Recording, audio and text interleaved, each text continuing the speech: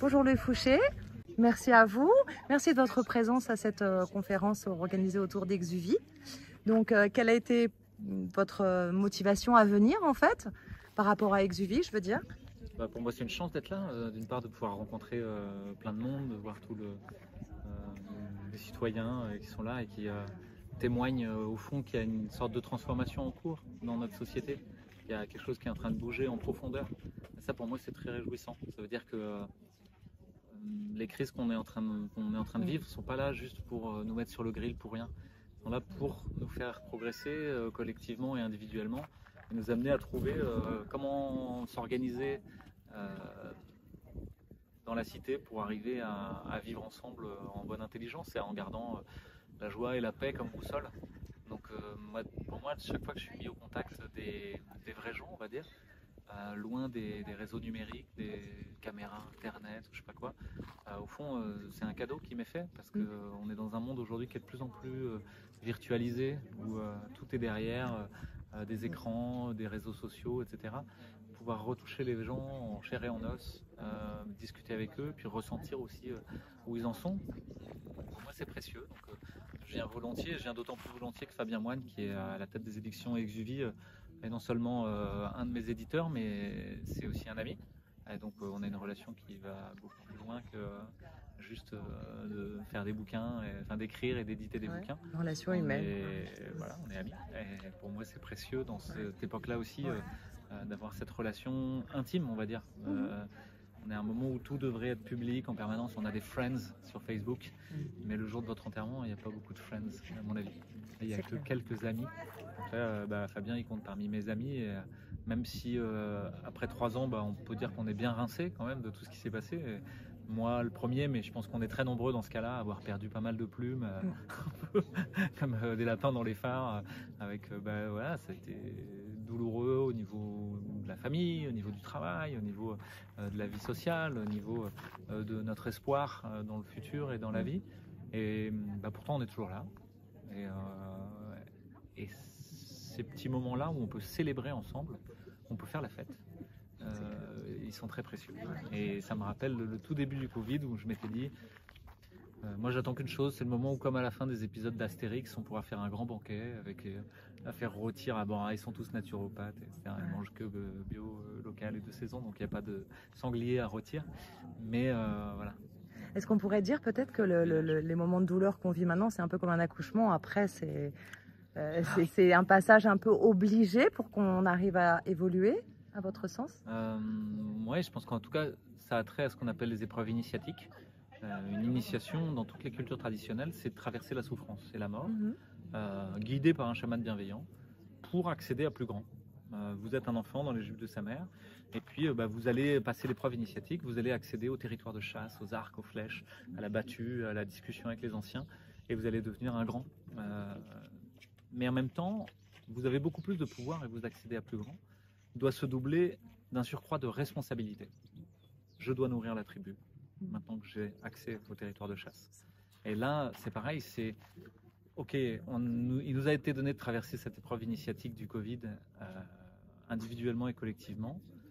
Ça nous a permis de comprendre énormément de choses sur notre monde, sur la façon dont il fonctionne, sur la corruption systémique, sur plein de choses, et sur les beautés aussi, pas que sur la face sombre.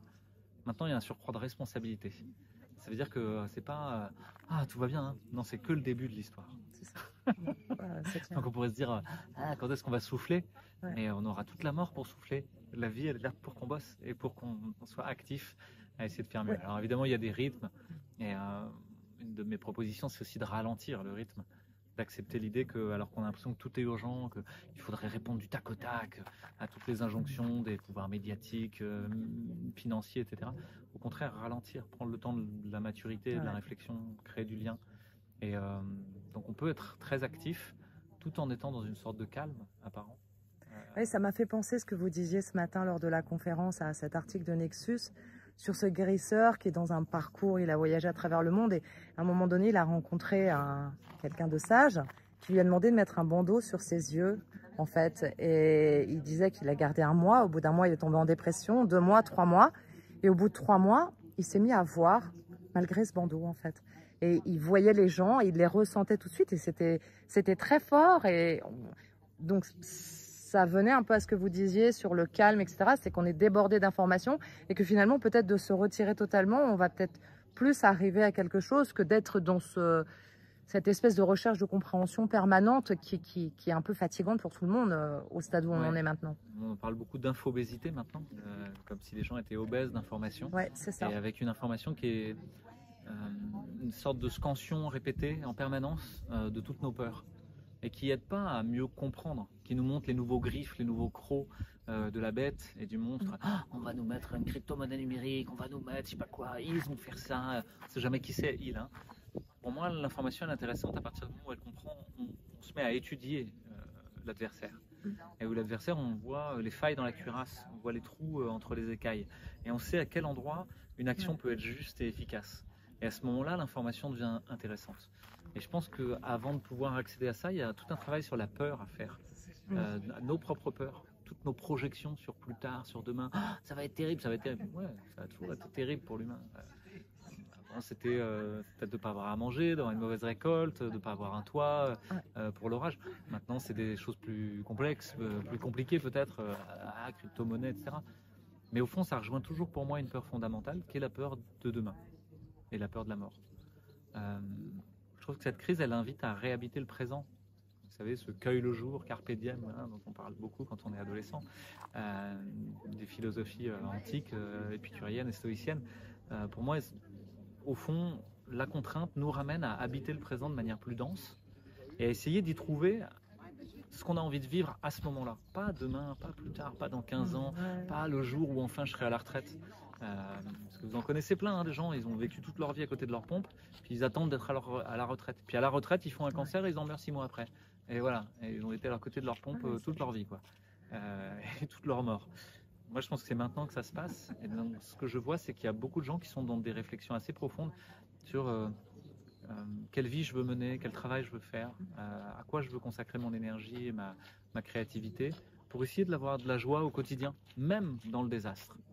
Et il y a de la joie au quotidien dans le désastre. J'ai été très touché enfant par un film qui s'appelle La vie est belle de Roberto Benigni, où c'est un papa qui, dans les camps de la mort, arrive à montrer à son enfant quand même de la joie, de la paix, de l'humour, alors qu'il est dans le pire. Et ça me pousse à essayer de trouver, là, dans chaque instant qui passe, justement le petit côté lumineux qui est toujours là. Il y en a toujours un. Alors on pourrait se dire, bon, c'est un optimiste, il voit le verre à moitié plein, il essaie de se convaincre que tout va bien. Non, je ne vous dis pas que tout va bien. Il y a plein de choses qui vont mal. Mais rester fasciné par ce qui va mal et essayer de le dénoncer, de le crier sur tous les toits, de le regarder toute la journée sur votre téléphone comme ça, à la fin, c'est une attitude aussi autistique. Vous n'acceptez pas non plus que, en fait, il y a aussi des choses qui vont bien et qui sont en train d'arriver parce que nous les mettons en œuvre. Est-ce que c'est pas la propension, comme quand il y a un accident de voiture, on fait le focus dessus, cette espèce d'attraction naturelle. Fascination, ouais. Et si vous deviez faire une prescription en tant que médecin sur une journée, on va dire quelle serait parce qu'il faut quand même rester conscient des dangers, donc on doit continuer à avoir de l'information, mais quelle serait la proportion qu'on devrait mettre si on devait dire on passe 2 heures à ça, 2 heures à ça ou... Je pense qu'avant de vouloir mettre une proportion, il y a une phase de jeûne. Alors, on parle beaucoup de jeûne avec Fabien, etc. Une sorte d'ascèse qui serait un jeûne numérique d'information. Là, c'est l'été, ça s'y prête bien. C'est le bon moment pour aller faire la cueillette des mûres en août, pour aller faire des confitures, pour aller revenir dans un contact avec la matière beaucoup plus simple et immédiat, sans intermédiaire. C'est vous qui êtes au contact de la matière, qui faites de l'art, de la beauté, des confitures, des choses directement nécessaires pour faire à manger. Et c'est un réflexe naturel. Hein. L'été, on prend plus de temps pour préparer la table pour les autres, découper le melon, préparer les petits verres de vin, que ce soit joli, qu'il y ait un petit bouquet de fleurs, etc. Ça me semble très très sain. Réinvestir ça et se donner peut-être 2 semaines, 3 semaines de coupure réseau complète, vous allez voir que la créativité réémerge, que le potentiel artistique qu'on a tous, d'habiter le présent justement avec art et beauté, se retrouve exalté. Mais c'est pas facile parce qu'il y a une vraie assuétude, une vraie addiction au numérique. Les gens en ont besoin presque pour se rassurer dans le pire, comme si re-regarder le monstre, rester fasciné par lui. Oh là là, il y a encore ça, il y a encore ça. Ça les rassure parce que tant qu'ils le regardent là, il n'est pas sur eux. Il est encore dans leur téléphone. Mais non, laissez-le dans le téléphone, laissez le téléphone. Ça serait ma prescription de médecin, c'est de vraiment faire un jeûne numérique assez prolongé pour déjà prendre conscience de notre dépendance à l'information, puis se rendre compte que on arrive à renouer du lien avec des choses qui sont locales, qui sont à côté de chez nous. On est interconnecté de manière translocale à des réalités qui se passent à l'autre bout de la planète ou à l'autre bout de la France. On a des friends et des réseaux sociaux avec des gens qu'on n'a jamais vus. Mais pourtant, on arrive à ne pas connaître son voisin, à être en conflit avec son beau-frère, etc. Pour moi, il y a un vrai enjeu là, j'en parlais ce matin, sur l'intime et sur le local. Et c'est beaucoup plus dur. Hein. Aujourd'hui, c'est plus facile de faire une chaîne YouTube que d'aller se réconcilier et faire un truc avec ses voisins. Ouais, c'est clair. Et si on regarde donc l'évolution civilisationnelle dont vous parliez ce matin, en fait, est-ce que, parce que je crois que c'était Ariane Biran qui disait que finalement on est toujours au même niveau, malgré les progrès de la science, est-ce que la civilisation, elle s'est vraiment améliorée? Est-ce qu'on peut dire ça, ou est-ce qu'on reste finalement dans quelque chose, puisque la peur était déjà utilisée avec le choléra, etc., pour vendre des vaccins. Donc on a l'impression qu'on en est exactement au même point. Est-ce que vous avez l'impression qu'il y a plus de résistants, que les gens ont plus précoce? Est-ce que vous sentez une évolution réelle, ou est-ce que c'est juste un phénomène du moment, je dirais? Alors c'est une vaste question qui est probablement un peu ambigu au sens où, évidemment, il y a des progrès techniques, il y a une disponibilité matérielle là qui est très dense, très présente. Il y a un sociologue qui s'appelle Armut Rosa et qui parle dans un livre qui s'appelle Résonance. Il parle de la disponibilité du monde que l'humain moderne, enfin post-moderne que nous sommes, a comme le monde à disposition en permanence sur un claquement de doigts. En une seconde, vous avez tout ce que vous voulez, Uber Eats, accès à la noosphère de Wikipédia pour répondre à n'importe quelle question que vous vous posez. Tac, juste en caressant la lampe d'Aladin, quoi. Réalise mes souhaits. Et c'est pas pour ça qu'on est plus heureux. Donc il y a une sorte de paradoxe. Alors même qu'on voudrait avoir accès au monde en permanence, se l'approprier, ça c'est le travail de Mehdi Belhaj-Kassem qui est là aujourd'hui, sur l'appropriation et l'expropriation par l'humain de la matière. Alors qu'on y a accès de plus en plus, c'est comme s'il n'y avait aucun progrès. Et au contraire, comme s'il y avait plutôt une régression au niveau social et au niveau symbolique. C'est-à-dire que l'hyperinflation du champ technique, et ça c'est plutôt mon travail, c'est qu'il y aurait 3 ordres de remède à la souffrance. Que la donnée fondamentale de l'être au monde serait la souffrance. Nous sommes des êtres de souffrance. Bon, nous sommes aussi des êtres d'amour et de plein de choses, mais être sur Terre, ça va pas de soi, quoi. On va se faire frotter par le réel en permanence. On va être malade, on va vieillir, on va mourir.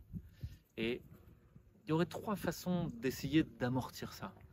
La technique, donc le matériel, avoir une prothèse, avoir des médicaments, une maison, etc.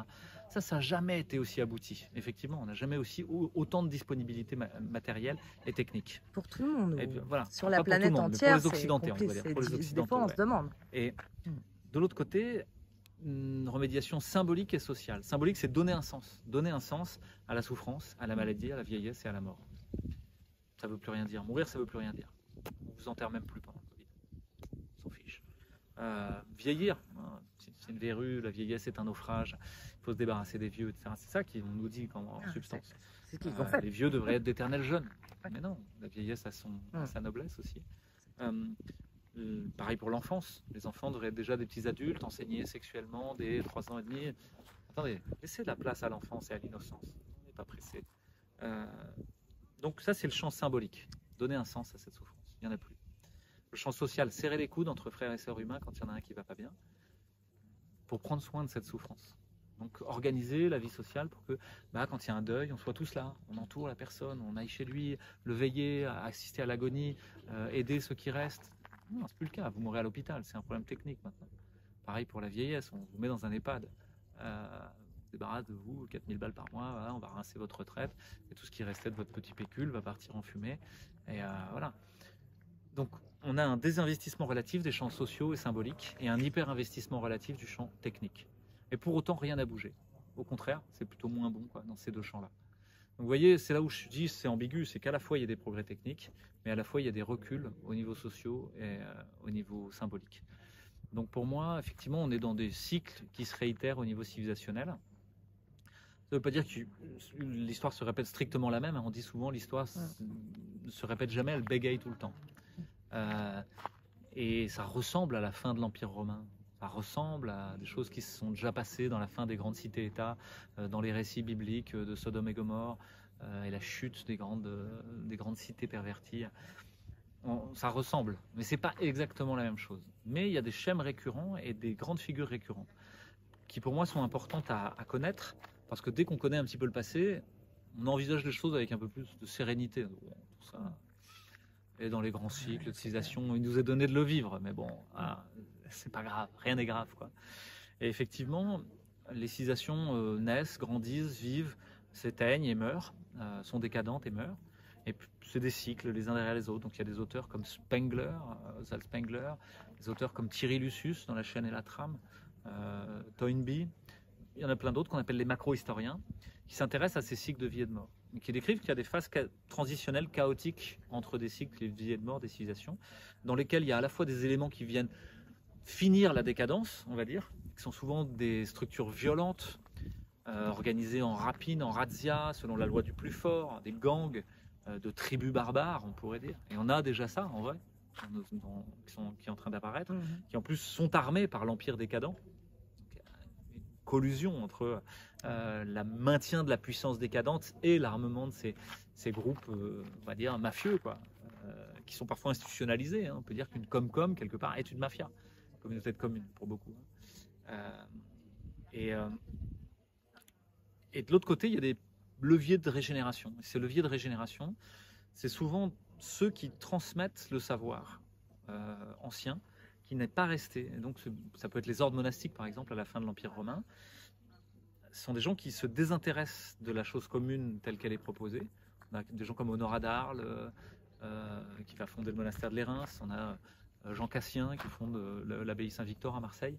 Donc, on est vraiment dans les proto-chrétiens, à la fin de l'Empire romain, le début du Moyen-Âge, et on est dans une phase très chaotique où tout est secoué et où ces gens-là vont transmettre les savoirs égyptiens, transmettre les savoirs babyloniens, sumériens, les savoirs arabes, et permettre et grecs, et permettre que ça se pérennise, quoi. On ne perde pas tout.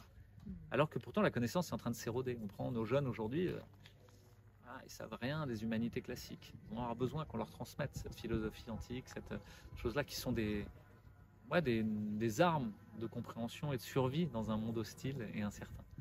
Donc ça, je pense que c'est un peu notre rôle, d'aller mettre des mots compréhensibles sur tous ces vieux savoirs, qui soient des savoirs médicaux, des savoirs scientifiques, des savoirs philosophiques, des savoirs de sociologie, finalement tout ce que l'humain a fait de meilleur dans notre civilisation, et Dieu sait s'il y a des choses magnifiques qui ont été proposées, essayer que ce soit transmis. Et il y a un deuxième ordre de régénération pour moi, qui est l'idée de sortir du système marchand. Les ordres monastiques font quelque chose de très particulier au 4e, 5e siècle, qui propose l'hospitalité. Ça reste quelque chose d'étonnant, alors qu'on est dans le système romain, où tout se compte au sesterce près, voilà, dans Astérix. Les ordres monastiques disent, nous, on vous accueille, qui que vous soyez. En fait. Vous demandez l'hospitalité, vous l'aurez. La table sera fournie, vous aurez à manger, vous aurez un lieu où dormir, vous aurez un toit pour vous protéger des intempéries. Sans aucun argent en échange. Et ça, c'est un pivot de régénération, parce que tout le monde va affluer vers les monastères, à la fois pour la nourriture spirituelle, la nourriture intellectuelle des connaissances, et la nourriture physique de la bouffe, quoi, hein, dont on a besoin. Et ça fait que se structure un tissu, un réseau d'interrelations dans le début du Moyen-Âge, de ces abbayes, ces ordres monastiques, qui vont intercommuniquer les uns avec les autres, et qui vont structurer un idéal très étonnant au Moyen-Âge, qui est un idéal spirituel, la tête dans les étoiles, et matériel, les pieds dans la terre. On bêche à 5 heures du matin, on fait à manger, et on arrive à faire les deux. Et ce truc-là va irriguer tout le Moyen-Âge d'une pensée qui n'a rien à voir avec tout ce qu'on connaissait jusqu'ici. Voilà, ça répond à votre question sur les grands ordres. Oui, c'est tout à fait, tout à fait. Et je pensais ce matin, en entendant même Vincent Pavon qui parle du bon sens paysan, mais parce que finalement, quand on vous écoute, vous êtes extrêmement érudits, hein, et les uns et les autres, mais c'est pas donné à tout un chacun de lire des philosophes, etc. Mais en fait, c'est vrai que cette notion de revenir au bon sens paysan, c'est ça, de se reconnecter à la nature, en fait, puisqu'on a quand même toutes ces logiques en soi, si on les écoute juste dans notre cœur, sans les avoir conscientisées. Ouais, c'est en ça où je ne suis pas sûr qu'il y ait réellement de progrès ou qu'on aille vers complètement autre chose. Il me semble qu'on est dans une sorte de nostalgie du village et de nostalgie d'une relation beaucoup plus immédiate à la nature. Et ça date pas d'il y a si longtemps, c'est-à-dire que les choses n'ont pas été transmises dans la génération précédente, la génération d'avant, qui a cru de bonne foi à la science, hein, en pensant que enfin le progrès allait résoudre nos problèmes de récolte, nos problèmes d'administration, nos problèmes de tout. En fait, finalement, une cité gérée par les nombres, par les chiffres et par la science, enfin serait affranchie du doute. Bien sûr que non. Ce sera une cité automatique qui niera l'humain, et qui niera le vivant. Et donc on est dans ce moment où il y a une sorte de réconciliation avec le vivant. Mais c'est une réconciliation qui n'est pas facile, parce que le vivant est sauvage. Et là, on rentre de plein fouet, c'est la rencontre de plein fouet entre le sauvage et le domestique. Et c'est la rencontre du loup avec les troupeaux de moutons dans les montagnes. Ça va pas de soi, hein. Les bergers, ils sont pas du tout contents que le loup vienne manger. Alors, les écologistes sont contents, il y a des loups, machin. Les bergers disent, attendez, mais ils nous bouffent nos moutons, là. Et en même temps, ça vient questionner le berger. Un troupeau de 500 têtes, tu as des bergers vacataires qui viennent pendant une semaine, ils connaissent pas les chiens, ils connaissent pas le troupeau, ils connaissent pas le terroir, ils peuvent pas surveiller 300, ils connaissent pas les moutons, ils peuvent pas surveiller 300 têtes. Ta façon même de faire du pastoralisme est devenue industrielle, elle est pas tenable en fait, face à l'incursion du sauvage qui va venir dans toutes les brèches justement.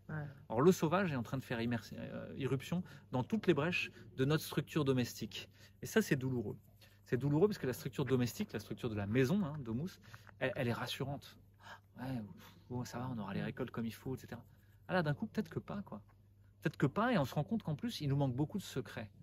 On ne connaît pas les secrets de la nature, on ne connaît pas les secrets du loup, on ne connaît pas les secrets de... voilà, on les a perdus. Il y a plus grand monde qui les connaît. Il faut aller chercher les peuples premiers, il faut aller chercher la sagesse paléo, on va dire, de tous ceux qui sont restés dans un lien immédiat. Ou du vieux paysan du coin, qui n'a rien dit quand on est venu s'installer en tant que bobo néo-rural, mais qui en pense pas moins sur la permaculture et tout ça. C'est-à-dire qu'on va réinventer l'eau tiède. On va faire de la permaculture, on va faire de la médecine intégrative, etc. C'est toute la richesse des personnes âgées. Hein. Au fond, les gens au 19e, dans la ceinture parisienne, ils en faisaient déjà de la permaculture, sauf qu'ils le faisaient sans le savoir, comme celui qui fait de la prose sans le savoir. Et donc, pour moi, il y a une sorte de modestie à avoir, de révérence pour l'héritage, le passé, et plutôt aller chercher là-dedans que de vouloir réinventer tout le temps des choses toutes neuves, avec un nouveau trademark derrière, quoi. Je vous ai fait une super façon de rester en santé, TM, quoi. Voilà. Je vais vous vendre ma méthode, alors que non, c'était déjà... Ça s'approche un peu de l'humilité qu'on peut avoir face à un dieu, le divin ou la nature, finalement. Ouais, alors aujourd'hui, je pense que le divin est mal en point, parce que les religions ont été trahies, globalement. Elles sont jamais que des outils humains, et les outils humains sont souvent utilisés pour être des outils de pouvoir, pas juste des biens communs qu'on met ensemble dans le panier.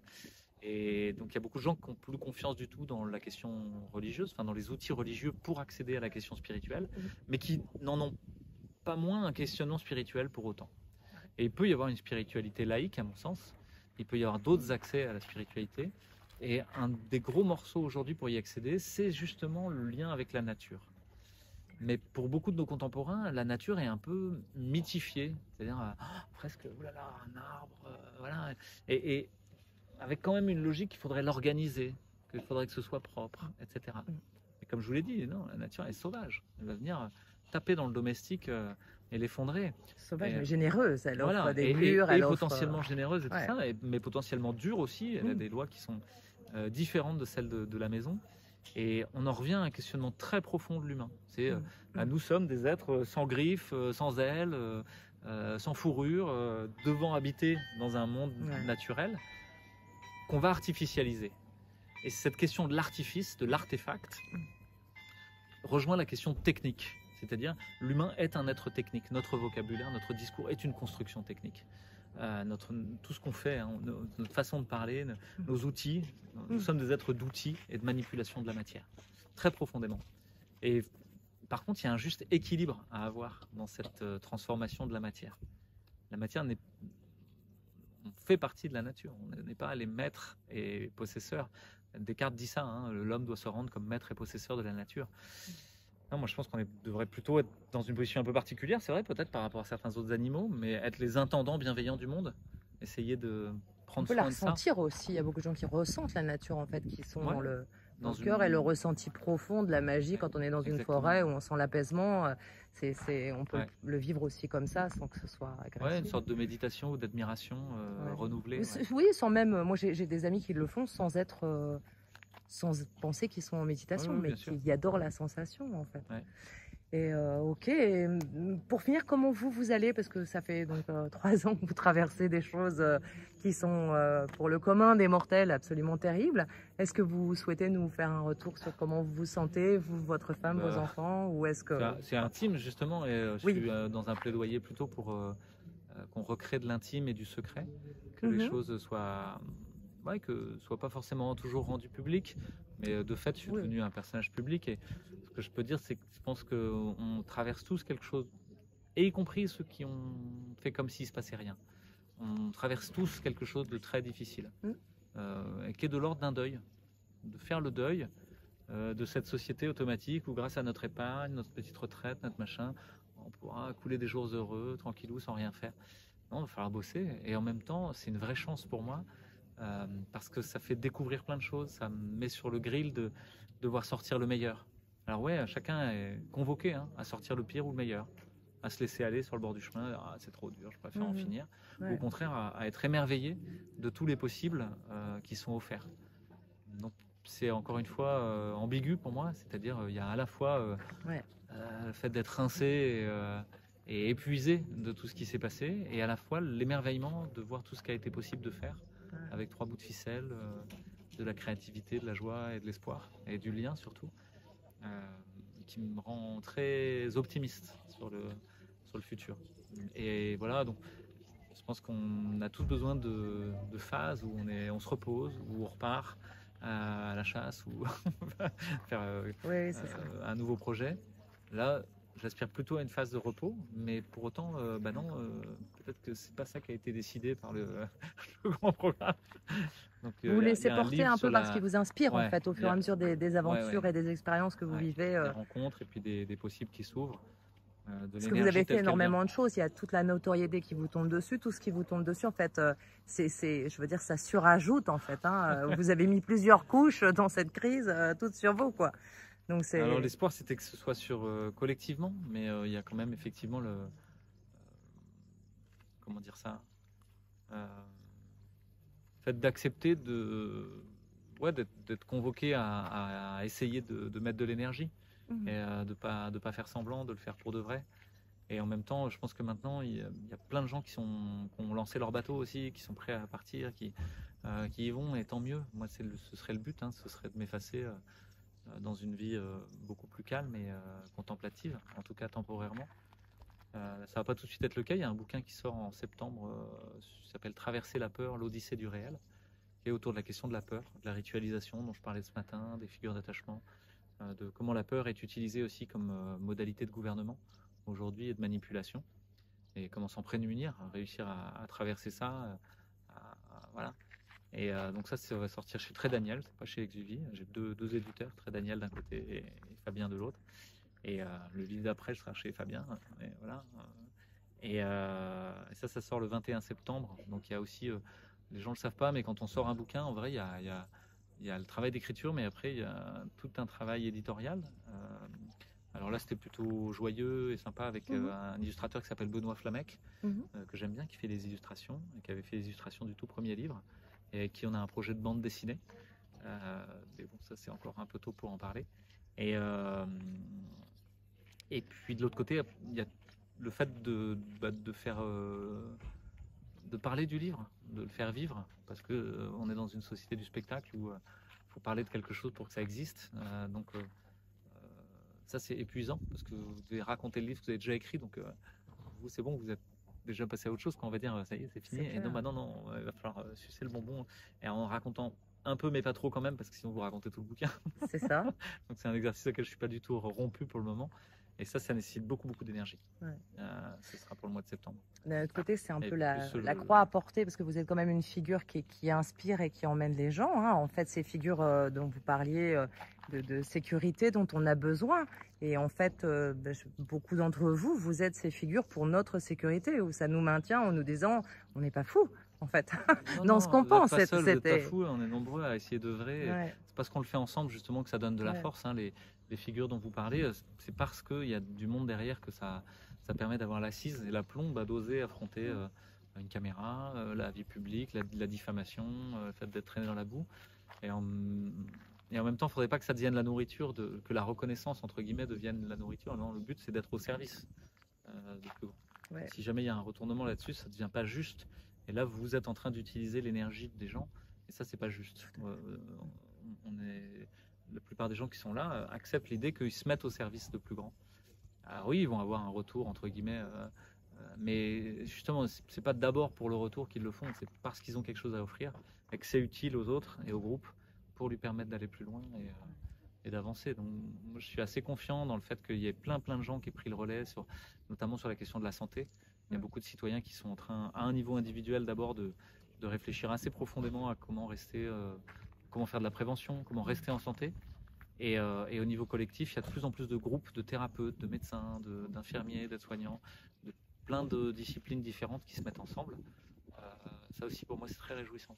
Et au contact des patients aussi, parce que Mehdi Belhaj-Kassem disait qu'il avait beaucoup appris des gilets jaunes en étant en contact des petites gens, hein, sans être péjorative. Et idem, je pense, pour les médecins, au contact des patients, c'est là qu'on apprend et qu'on évolue, évidemment. C'est la seule façon de soigner. Hein, tous les discours théoriques deviennent idéologiques s'ils ne sont pas reliés au pathos du réel de la souffrance, du vécu. Donc pour moi, une bonne modalité de compréhension du monde, c'est d'abord l'enquête. Comme vous le faites au niveau journalistique, c'est-à-dire d'abord voir ce qui se passe pour de vrai, gratter ça.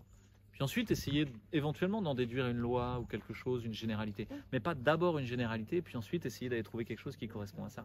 C'est d'abord aller chercher le réel, et ensuite essayer que ça nous aide à comprendre un peu.